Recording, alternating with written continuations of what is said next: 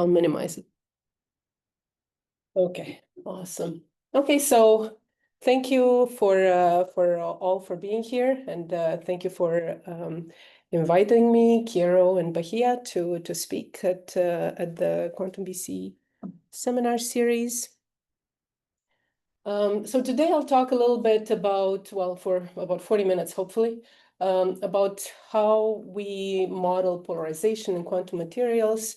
And it might not be in general the first thing that people think about when they think about quantum computers or perhaps photonic processes.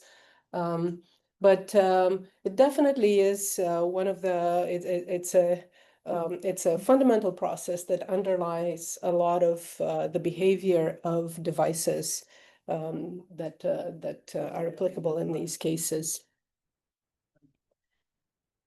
Let's see, what advances the slide? Nothing. Okay. And here are a couple of examples. One of them is just a slide that I stole from a presentation by PsiQuantum given in Australia about a year ago, basically looking or laying out the construction of a photonic quantum computer, and then the other image is related to quantum sensing in nitrogen vacancy diamond. Both different sort of aspects where various interactions in the material are affected by the application and then the vicinity of electric fields. So in quantum computing, for example, qubits, regardless of how you might try to isolate them thermally or magnetically, they will exist in electric fields. And polarization noise is a big contributor to decoherence times and decoherence noise. And of course, in various types of quantum sensing, polarization is the underlying process. I actually have some more specific examples. Where does this polarization come from in quantum devices? It can come from interfaces. It can come from defects. And in general, the implications of polarization in quantum tech come from whether you're controlling or not the polarization itself. So when you have fluctuations and noise, uncontrolled polarization coming from interfaces, as I said, from defects, from various other types of processes. This is an example. Oh, I should use my laser pointer. Okay, this is an example here where different types of processes of the interface can lead to very different quality factors in the device due to decoherence, of course.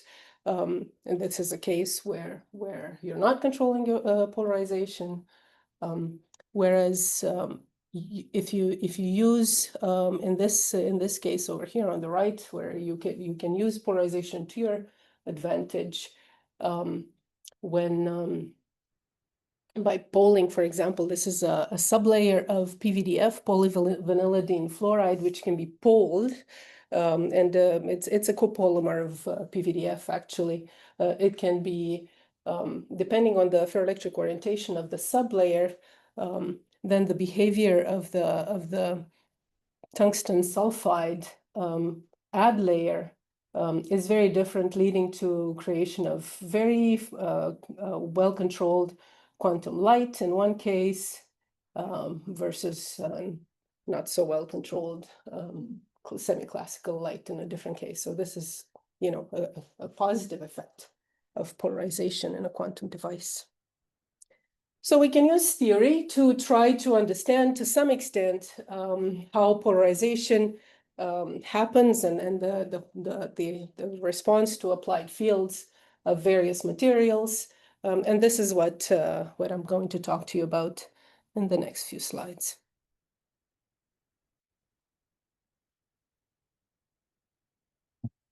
So the classical picture of polarizing a material is this one on the left here. You have perhaps a material between the plates of a capacitor, and you can think of polarization either as the accumulation of charge at the plates or the orientation of the spatial orientation of dipoles within the volume. This sort of finite classical picture of polarization. It so happens that in periodic solids, and in general, if we're modeling materials, we need to think about periodic systems, which means we are applying periodic boundary conditions all the way to so that the material is effectively infinite. The classical picture fails. We don't have, there's, it's infinite. It's no longer finite. And what happens is that you have a breakdown of the polarization calculation, and that the polarization you calculate in this finite sort of sum of dipole of charges times their positions, right? This is the classical picture. If you calculate it this way, the polarization is going to depend on your choice of a reference system. So if you choose your reference system, and if this is your unit cell, the 0 is here, and this is your unit cell, this is the lattice, A is the lattice constant there, and then you calculate this is the static polarization, no applied field, actually the spontaneous polarization in this in the system, you get a polarization of half plus half. If you choose your unit cell starting here, the polarization ends up being minus half. And then if you keep adding bits and pieces, choosing different sizes of unit cells, you keep ending up with polarizations that differ by a quantum of polarization. And the same sort of thing happens when you apply a field and you end up with displacements in these dipoles. I'll have the formula for this in these charges. I'll have the formula for this on the next slide. And it happens when you consider the quantum behavior of your material, where not only the ions in the lattice are polarizing, but you actually have intrinsic to that lattice, you have a polarization of the electrons in the lattice as well, in your material. Yeah. So I'll this one does that. Okay, so that's captured in effect by this idea that of a Vanier function, this sort of distribution of charges around a nucleus, which is of course charged. It's ionic. Okay, so if you calculate the polarization, the Vanier functions I should mention are kind of like molecular orbitals. They're the translation into real space of the reciprocal space wave functions or density functions that are calculated by the periodic code. Okay, so the Vanier functions behave a lot like molecular orbitals. So they give you a description of the probability of finding electrons in space. So if you calculate polarization based on this sort of response as described here, again, in this sort of one-dimensional, this is sodium chloride, I think. This is a very nice description of the an introduction to the modern theory of polarization by Spalding. Okay, so if you calculate polarization in this case, you have this polarization that comes from the movement of the ions, plus the polarization that comes from the charges. These Rn are the Vanier centers, and I'll have some more about that. But in the one-dimensional case, you can almost kind of calculate it by hand. You can actually calculate it by hand, provided you think about what is the displacement of the ions themselves, for example, the cations, and what is the displacement delta here of the center of charge, if you want, these Vanier centers. Okay, so without electronic displacement, so if you don't consider the electronic displacement, so in this case here, if you applied a field, then you would end up with polarization looking like this. Okay, displacement of the cations or the ions within the lattice divided by the lattice constant is added to the 1.5, the half polarization. In the case where you're considering the Vannier functions, then without the field, you have, again, within the modulus, the modulo of polarization, within the quantum of polarization, you can calculate a cell polarization of half without the applied field. And then with the applied field, you have a contribution from the electrons coming in. Yeah? Okay. All right. I put some equations on these slides. I just thought it was a great opportunity to get my own head around some of these equations.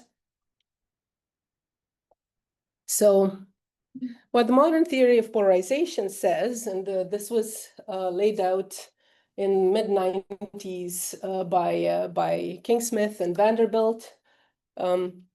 It says, okay, you can't calculate this polarization precisely, exactly. You can calculate it with this within this modulo of quantum of polarization.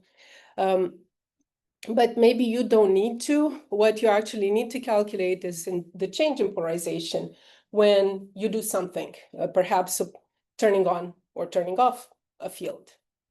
So in that case, you're calculating the change in polarization, okay? And then within this Vannier function, the formulation from King-Smith and Vanderbilt is a little bit more complicated, but Spalding lays out the Vannier formulation, which is identical.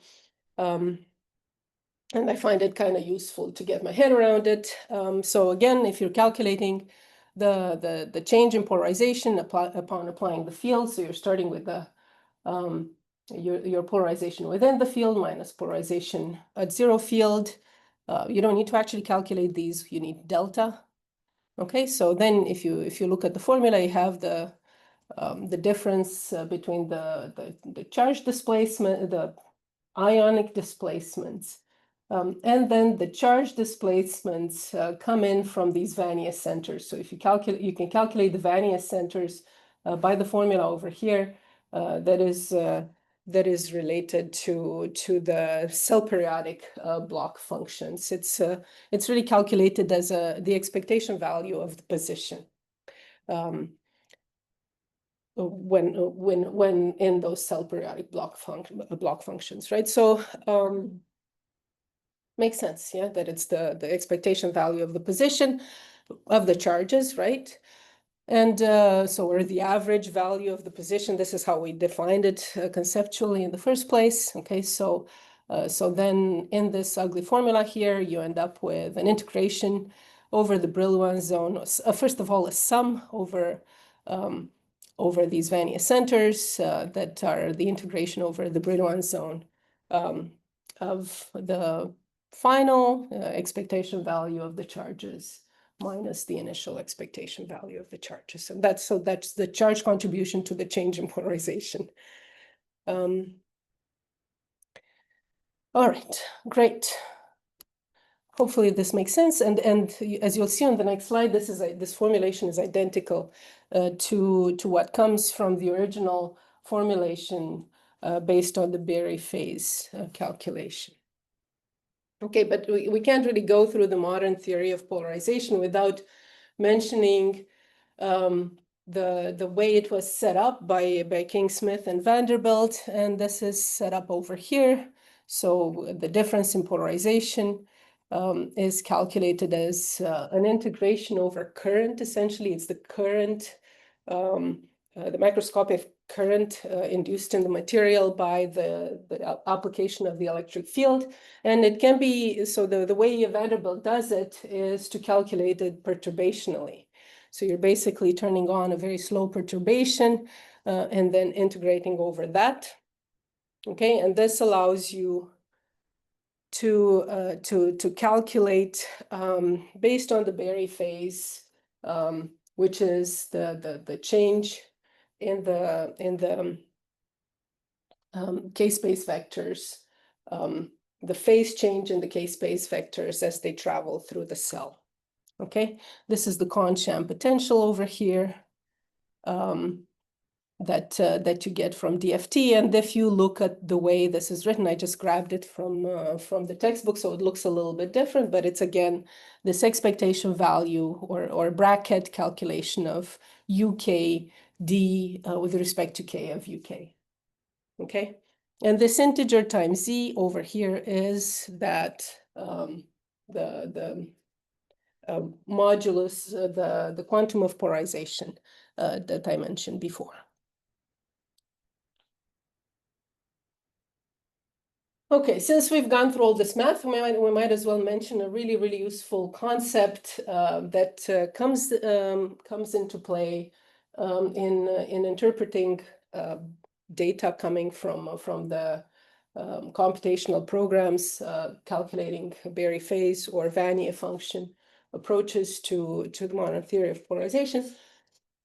And that is the concept of the Born effective charge, which has essentially two definitions.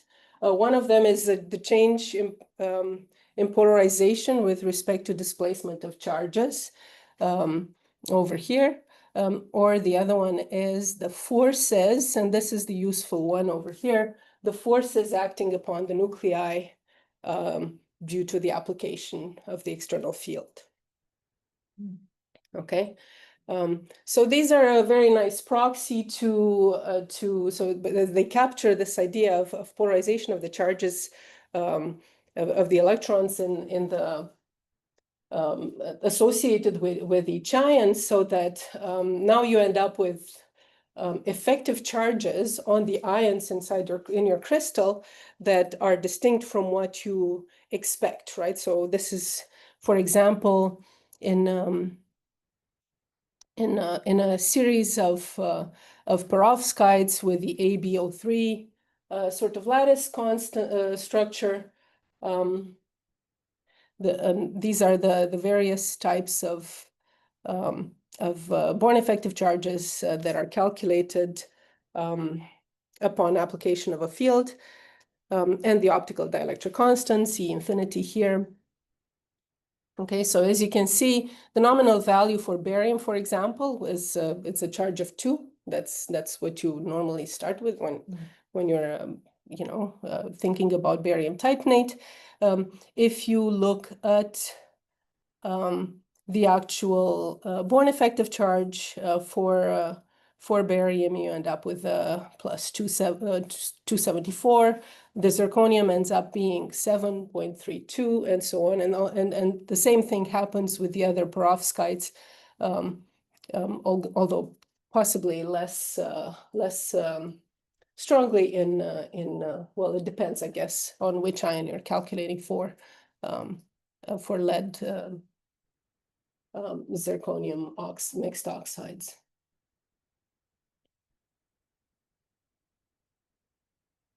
Okay, so it's a really good representation of the effect on the ions of these polarization fields.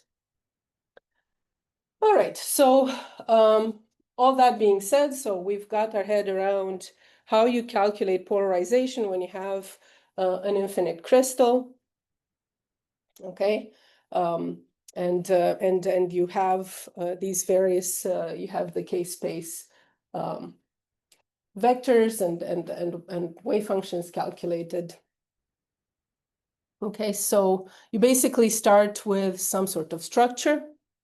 Okay, and then you calculate. You perhaps optimize the structure. You might optimize a polarized structure as well, and then you calculate and that gives you the electronic structure as well as the optimized structure of your crystal. Okay, and then you can calculate from this from the approach that I laid out above, both the electronic polarization and the ionic displacement polarization. Okay, and the various DFT codes that are periodic codes implement this. You might find the perturbational approach in particular is implemented everywhere. I'll mention a variational approach in a couple of slides.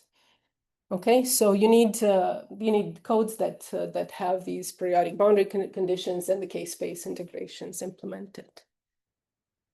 One step further is to apply an actual finite field to the crystal and then calculate dielectric responses that way, and also nonlinear responses. Okay, this is laying out this sort of workflow, starting from the electronic structure calculation to properties with some specific examples. I think this is strontium titanate in a couple of papers. So you can use your DFT code to get your band structure. You get band structure, you get charge density, that comes out of solving the Schrödinger equation, in the Hartree-Fock, or maybe not Hartree-Fock, in the DFT approach, Kohn-Sham approach. And then you get the block states and these bands, so the full electronic structure. Then you can go the Vanier approach, so you can get your Vanier functions, which look a lot like molecular orbitals, except that they're crystal molecular orbitals. They're in real space, which is nice. Okay, and then you can calculate response properties. In this case, polarization here. This is a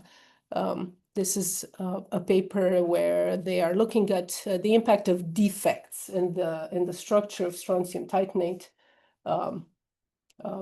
and on the polarization. So you have a non-stoichiometry here relative to the ideal structure of the strontium titanate. All right. It's not a DFT talk unless you've seen Jacob's ladder. This is a complicated one that I grabbed from one of Julian's talks, I think. Okay, so Jacob's ladder is the succession of not angels, but functionals from the Hartree-Fock hell, where there's no exchange, to the heaven of chemical accuracy. We all like to make this joke. Okay, but this is all functionals, right? This is all DFT, okay? Above, so for the chemical accuracy level here, you're not looking at density functional theory when you're looking at molecular implementations, not crystal implementations. To get chemical accuracy, a lot of the time, you're working with post-Hartree-Fock wave function methods, correlated methods, okay? It gets a lot more complicated to do this sort of thing for crystals, both because of cost, computational cost, and also because of just, well, it's related, but the lack of codes that implement wave function methods for crystals. But you can still do something, okay? So the usual methods are in this GGA region for crystals, methods like PBE and RPBE and so on are semi-local, and they are famous for band gap underestimation. So this is often corrected with things like a scissor operator, where you go, oh, my band gap is 1.5 eV, too low.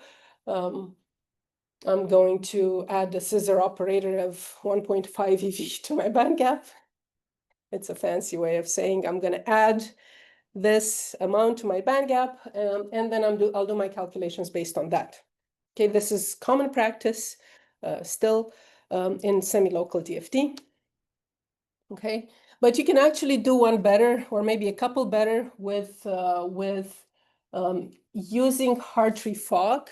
So, and these days you can actually use Hartree-Fock exchange, which is exact exchange, in several functionals that are applicable to crystal codes.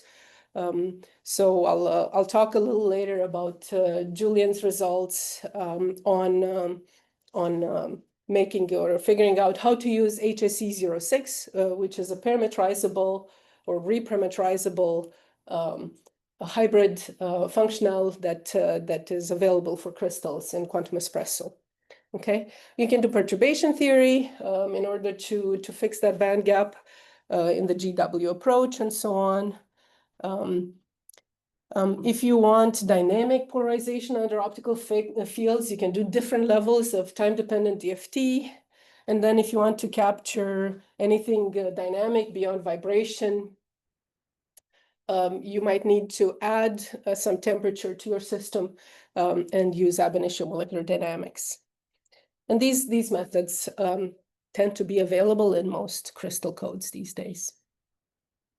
Okay, so I've already kind of hinted here to various types of polarization, right? So applying any sort of field to your material will lead to a response, right? A polarization response. Okay, but the time scale of polarization change in your field will drive the responses within your material. So for an optical field, so let's say in the vis or near vis or IR or anything like that, these are the sorts of time scales that apply to those optical fields. And in those cases, you have only electronic polarization, ions and dipoles.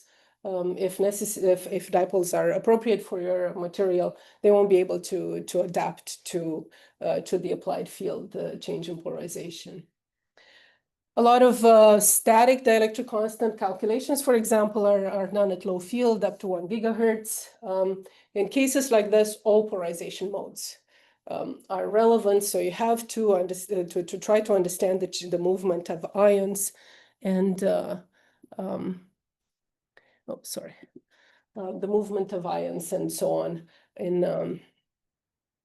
and dipoles if necessary, as appropriate.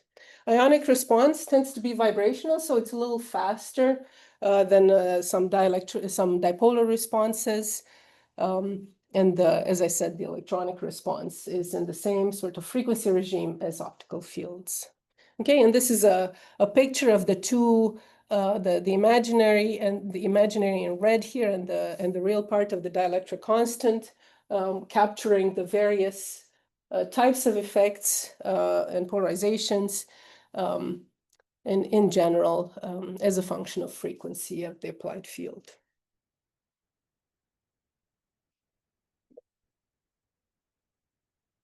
Sharpen me. All right.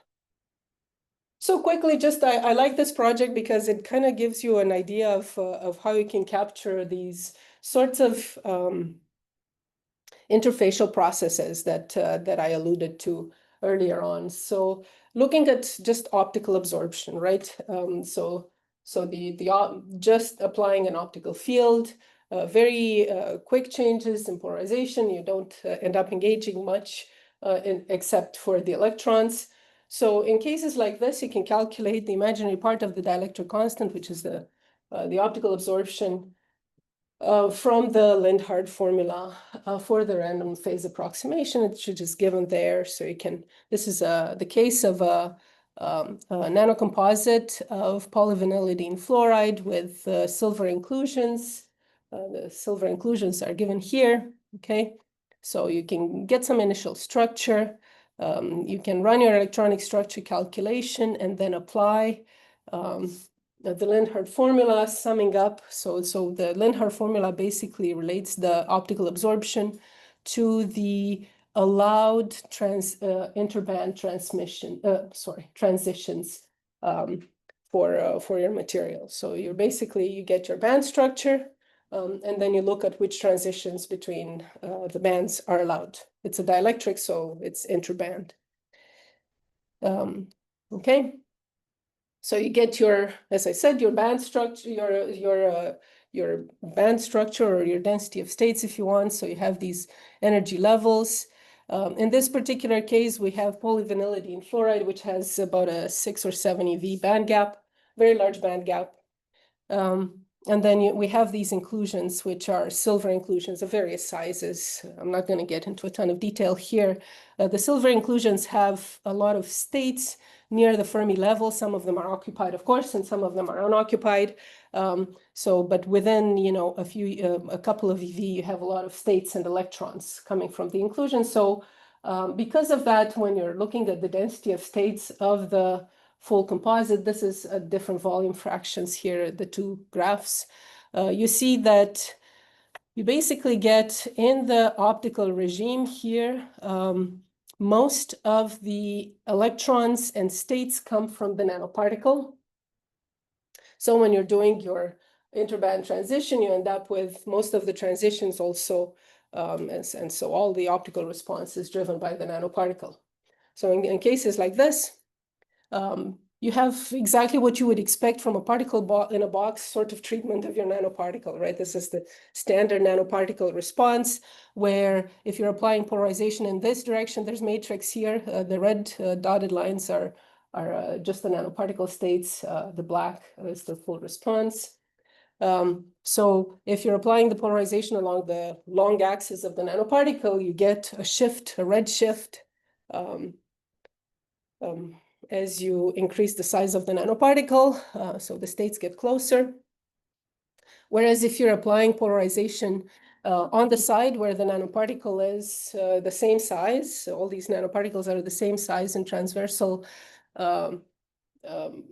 cuts, you end up with the polarization, or not the polarization, the absorption basically in the same regime, okay?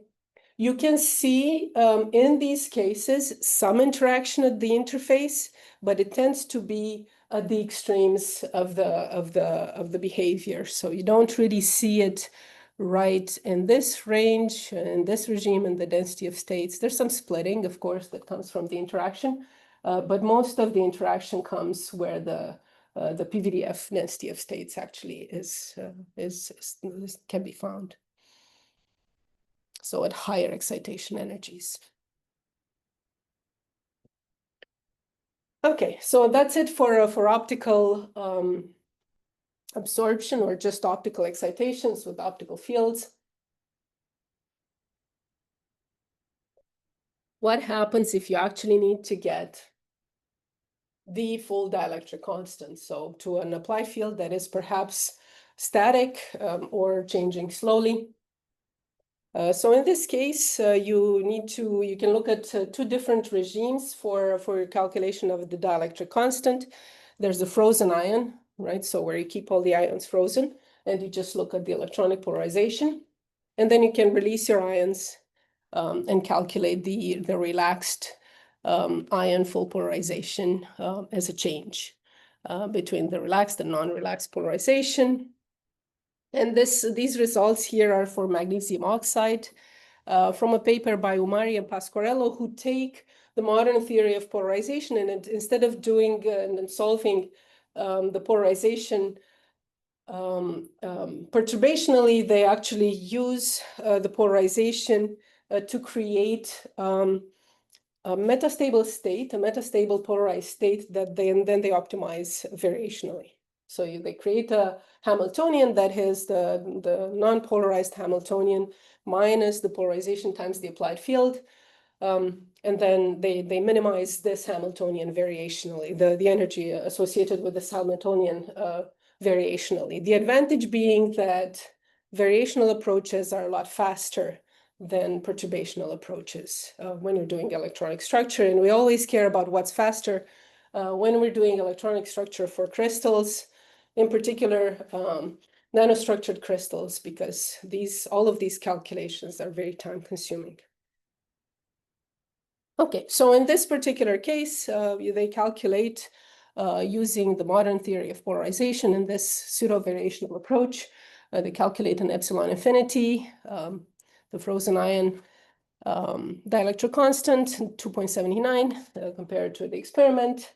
And then the static dielectric constant is at 5, whereas experimentally is between 4 and 9. So it's in that regime. Of course, experimentally, it depends on what is the actual crystal structure that is being measured. All right, we've done quite a bit of work with these nanocomposite materials. It so happens that if you actually want to apply a field and optimize your electronic structure and then actually do all the work to get your static dielectric constant, it's quite a complicated process. It's a 9-step process. Thankfully, we didn't get to 12 steps. We only got to 9. But you basically need to do a really good job minimizing the structure, getting a good, accurate structure before you start applying the field, and then you calculate the zero field polarization, and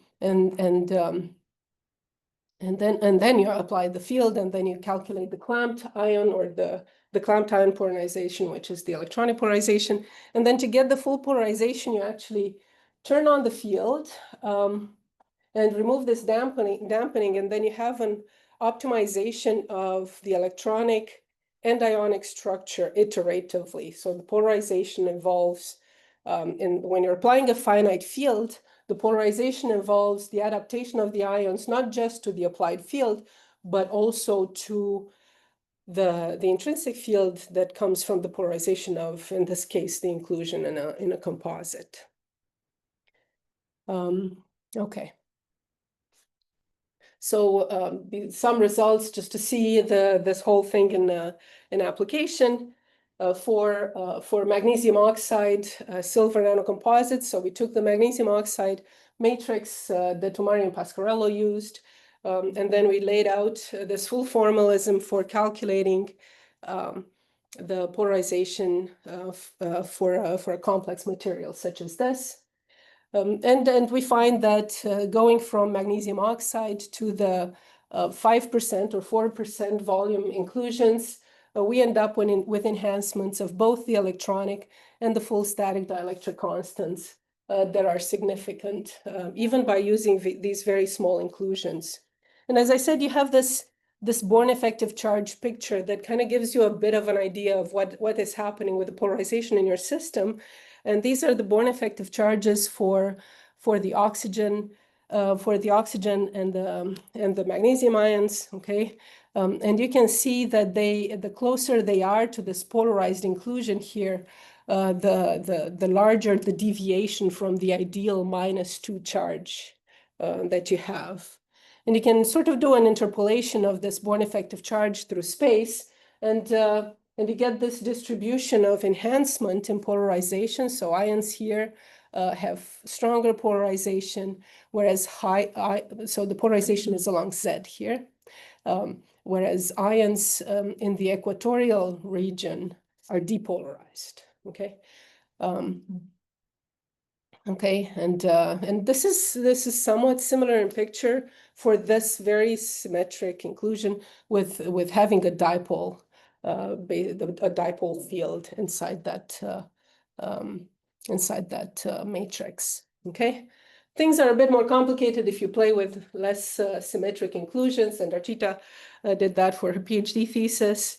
But the interesting thing here is that keeping these most of these volume loadings of these various inclusions at around 4%, you can end up with enhancements. We started at 9 again in the dielectric constant of pure magnesium oxide. You can still at a percentage volume of 4% loading of silver with these disc-like nanoparticles, you can basically double that static dielectric constant with these inclusions. Okay, one interesting aspect of this whole idea of interfaces and their importance in calculating these effects, and I think they apply to various materials, not just in this sort of inclusion matrix sort of regime, is there's a couple of contributions, and one of them is this polarization of the electrons in the matrix by the polarization of the electrons within the metallic inclusion, which polarizes strongly. But the other component is this distortion. so the change in structure at the interface. So in magnesium oxide, there's a change in structure at the interface that kind of decays as you keep going in the lattice. So you can see here, looking at bulk versus composite, right, from DFT, lattice constants for these different for these different materials. So we looked in the second group at magnesium, calcium, strontium, and barium oxides. And with the same inclusion, this little 8-atom inclusion, it gets from this cubic structure, it gets quite distorted inside as well, but the lattice gets distorted, and that's reflected in the lattice constant of the nanocomposite. Okay, so this distortion is stronger for the smaller metal ions than it is for the larger metal ions, which you'd say maybe that's a good thing. But it turns out to maybe not be such a great thing. If you look at, well, it depends on what you want to do with your material, I guess, if you look at the dielectric response overall. Okay, so in these various cases, you end up with, of course, huge enhancements in dielectric response by using these inclusions. Okay, but then looking at the various contributions to the clamped ion polarization and the relaxed ion polarization in the barium titanate is very interesting because the matrix response actually flips sign when the enhancement in the matrix response flips sign in the relaxed ion, which basically means that you no longer have this enhancement due to the polarization of the nanoparticle, because now, remember that the lattice is relaxed around the nanoparticle, so they're a bit more decoupled because of the larger lattice of the magnesium oxide. Okay, I don't have enough time to get too much into that nonlinear response. Just a couple of things is just taking this dielectric response and then doing the second order part of that. Okay, and then you can calculate the nonlinear susceptibility based on the changes, the perturbations of the energy with respect to the applied fields in the different directions, and you can calculate these electro-optic coefficients. And there are different contributions to them. There's an electronic contribution, there's an ionic contribution, and there's a lattice cell piezo contribution. And you actually have to calculate all these different types of responses. You need to calculate the hyperpolarizability, you need to calculate your first order polarizability and Born effective charges, and then you need to calculate your cell relaxation coefficients, and then put these different contributions together, and then you get different projections of these electro-optic coefficients that, depending on the material, have stronger or weaker effects to the applied field. And so one of the things that I mentioned here is this hyperpolarizability and the polarizability. And these are important, and then you have to get over this idea of issues with the band structure and the band gap determination in DFT. And this is done a lot of the time. Most papers in the literature handle it with a scissor operator. You can actually work a lot better by using a hybrid functional and fitting. So there are hybrid functionals that are parametrizable. You can actually change the amount of exact exchange that you have in your functional, and also how fast it decays in space. And then you can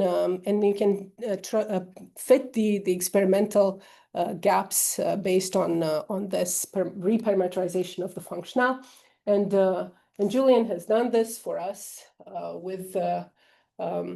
for barium titanate, for example, trying to fit to the experimental band gap in the cubic and tetragonal phases of barium titanate. you know, we're working towards getting second order responses and first order responses for these materials right now. Okay. In terms of a summary, just to quickly go through this, we've learned about how to calculate polarization from DFT and the issues with DFT, band gaps, and how you might do it. There's a perturbational response. So 10 years ago, when we were trying to do perturbational response, there was no go. It was extremely slow. The variational approach is a lot more useful and usable. And then you can calculate dielectric response in your material and the various types and modes of polarization based on DFT and band structure calculations. Okay, I don't want to finish before acknowledging, and we need to go on a hike so we can get a new picture because the group has somewhat changed. But much of the work with the different inclusions and magnesium oxide was done by Archita and Brett. Brett has also worked towards developing more coarse-grained methods that I haven't had time to talk about here. Julian's working right now on barium titanate. Clayton's working on coarse-grained response properties. And Kyla is just jumping in to work on barium titanate. And a lot of the modern theory of polarization research a number of years ago was done by David Halley, who wrote a very nice paper on how to do this for nanocomposites. These are the people who have funded us over the years. So, and that is it. Thank you.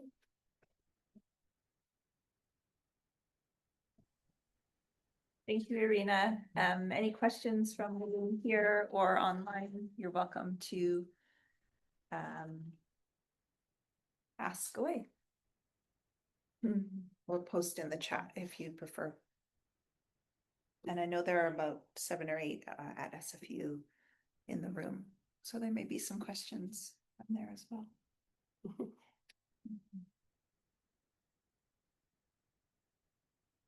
I guess some of you already know a lot of this. Yeah, they've heard a lot of this talk over the years. Once or twice, DFT ladders come up. No? I have a question. So, in your work, usually you use DFT. You don't, you don't use GGA because you have Jacob's ladder there for the. So GGA is a form of DFT. It's a functional in DFT, right? So a GGA is considers the gradient. Yeah. Right, but my question is, gradient, what did you use? Which kind of function did you use for those calculations? They're mostly, well, it depends. Initially, we worked with LDA a lot, and David Halley's work. We found that, so very local density, and it was fine for the ions, really. But we found that the polarization overall in this Carr-Parnello molecular dynamics approach were with a finite field that we were doing, polarization would not converge with any other sorts of functionals. So that, as I said, in those cases, you're polarizing the nanoparticle, and then the nanoparticle polarizes the ions, and the ions move. And so there's this cyclical, this iterative adaptation to the various modes of polarization. So you basically have an increase in polarization that needs to plateau. And that's how you monitor your simulation. So it would take forever. But Brett has managed to get PBE Sol, which is a GGA for solids, to work. And but now we're kind of moving away from this idea of having the nanoparticle and then having the nanoparticles being, far enough apart. So you need to have quite a few matrix ions. You have a lot of electrons and a lot of atoms in your cell. So if you can work with somewhat smaller cells, then you can even do hybrid approaches as I've shown here. Yeah. But then you're still wanting to look at something, right? Not just ideal crystal structure. You want to see how things change if you're introducing defects, how things change if you have an interface, and so on. So, then there's always a trade-off, right? So maybe we'll work with the hybrid approach for some of our calculations, and then maybe work with the GGA approach for part of it as well. So really depending on benchmarking, we always kind of do a lot of benchmarking and figuring out what kind of method is appropriate and what can you get away with in terms of computational time. Okay, thanks. Mhm.